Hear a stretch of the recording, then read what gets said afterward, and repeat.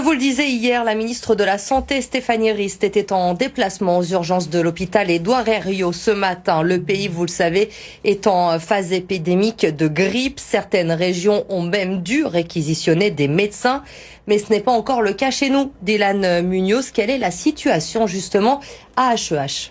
Eh bien, écoutez, pour le moment, c'est plutôt stable, toujours en phase haute selon la ministre. Il n'y a pas véritablement de pic parce qu'en fait, pour expliquer un pic, il faut attendre que les résultats redescendent et qu'on retrouve des chiffres normaux, ce qui n'est pas encore le cas. Aujourd'hui, à l'hôpital Édouard Herriot, on dénombre 220 passages par jour aux urgences.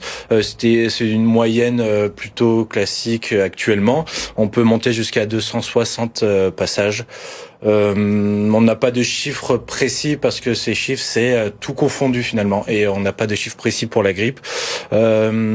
Faut quand même rester vigilant parce qu'après les fêtes, un pic de grippe est attendu. Vous savez, ce moment où on revient des fêtes de famille, on a mélangé les microbes et on tombe malade. Donc, faut faire attention. Cette visite a aussi permis à la ministre de la Santé de rencontrer les soignants, de faire une table ronde, ce qui lui a permis d'échanger et de se rendre compte de l'organisation en interne qui peut se mettre en place pendant une épidémie.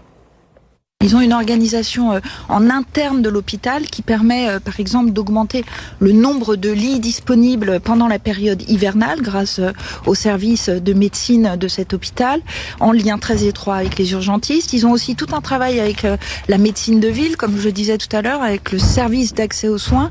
On sent un travail aussi régional avec les équipes du SAMU qui travaillent avec les différents établissements qui ont parfois plus de difficultés en nombre de personnel médical notamment.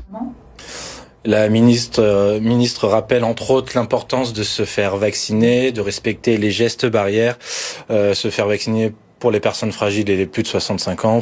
Parce qu'il n'est pas encore trop tard, hein. On peut encore se faire vacciner. On peut complètement se faire vacciner.